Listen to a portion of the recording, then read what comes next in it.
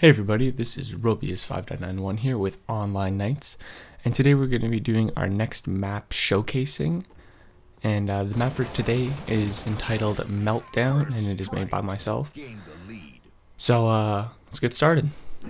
As you can see, Meltdown is a volcano based map.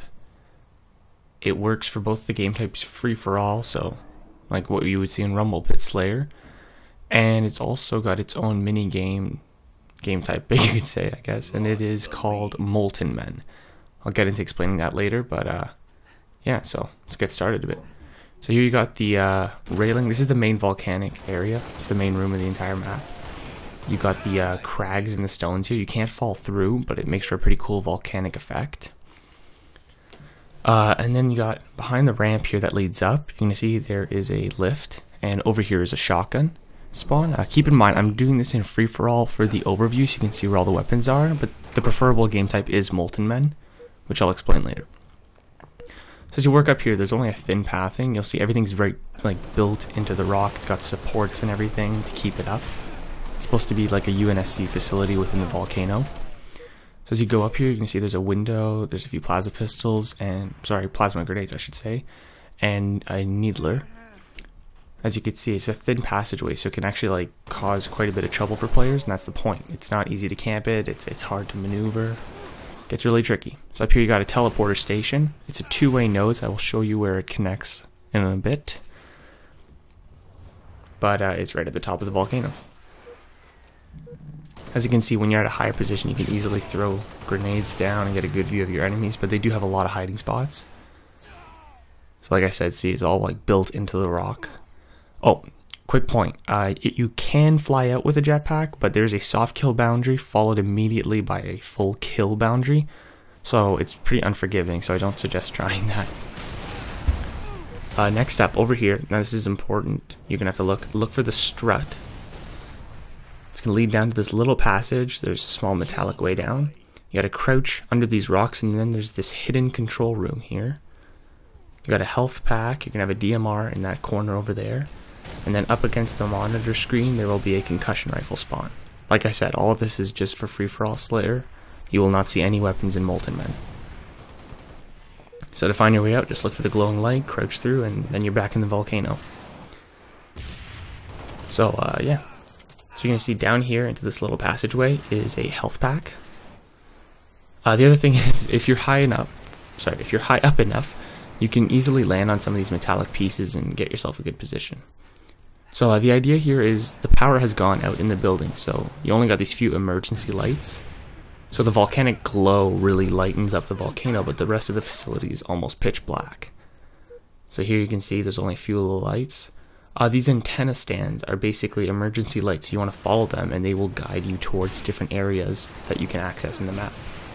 So if you turn left at one point, there's that door, or you can keep going straight. So we're going to go left first. So as you can see, there's two antenna stands. This means that we can either go left or we can go right. So to start off, I'm just going to show you what there is on the right side, I believe. Oh, actually, no, I'm going to start with the left, I guess. So see, you just keep following the antenna stands. Blue benches mark weapon spawns. So this one is a sniper rifle spawn, actually, which isn't too useful with all the darkness, but if applied correctly, you can do some damage. So by going up here, there's an assault rifle spawn. You can keep following the antenna, and that will lead you up to the top of where you're going to find the other teleporter node. So this is what connects to the top of the volcano. These are two corners of the map. There's a health pack up there, and yeah, it's a fast way to maneuver yourself around. So we go back down here, we have the emergency warning sign to show there's an imminent eruption. That's why the facility's been abandoned. That's why all the power's out. So yeah, it's a pretty cool sign. And as we work our way down here, you're going to have another light fixture. You're going to have a plasma repeater on it. Going to have a health pack here and a plasma pistol on the control panels with the strut. And since these aren't power weapons or anything, they're not marked. Here is the other area. This is exactly where we came from. We went left first, so here I'm going to show you what happens if you go straight. That light indicates that you can go under this crag of rock and leads you to the other room. There's 4 or 5 plasma grenades that spawn here, I believe. That's why it's a blue bench. And over here, if you follow the glowing lights through the tunnel, as so, You're going to find a blue bench there, and that is a grenade launcher spawn. This room is the dormitories. It's kind of closed up. I mean, it's easy to kill anybody in there by tossing in a few grenades. In the bunk bed, you're going to find a needler rifle there. And the other one's empty. But yeah, it's got like the big control screen over there, communications, the power grid. You can see some of the benches that are knocked over. This is where the scientists who operated the place used to stay before the evacuation.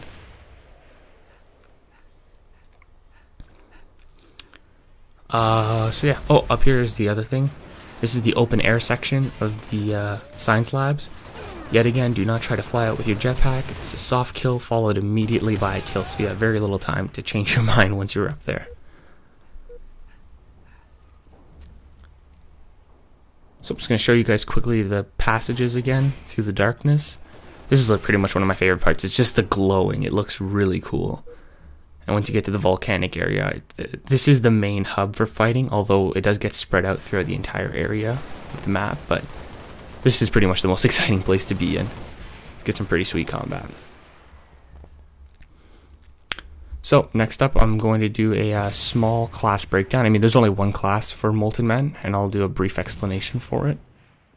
The idea for the game type is basically that the Molten Men, who are the players, are all in red armor. They have no waypoint, no name over them, so they're really hard to spot in all the red and dark areas, the sword being the only glowing aspect since they all have one.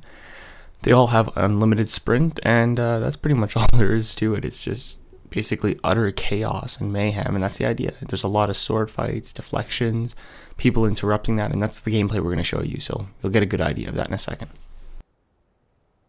So here's a list of all the players I want to thank for helping us test out their map. Your participation was really appreciated. Your feedback was awesome. Thank you guys for helping us make this map a reality with testing. So be sure to check in the description bar below for the download link for Meltdown and the game type Molten Men. Also, if you go a little lower, you'll find the forum post for it, which I believe yet again is on 4tab. And yeah. That's pretty much it. So this has been Robius5991 here with Online Nights. I'm going to leave you guys with a little gameplay of the game type Molten Men. And I'll see you guys next time. Please rate, comment, and subscribe. Double kill.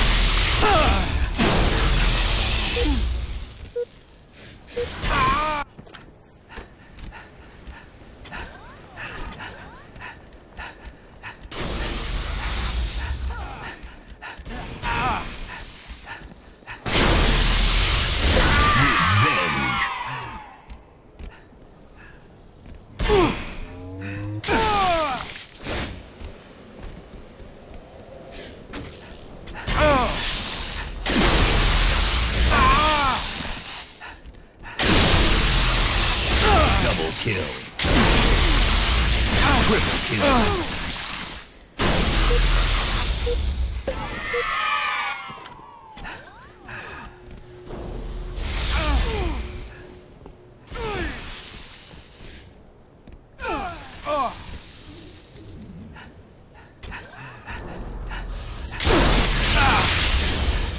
Double kill.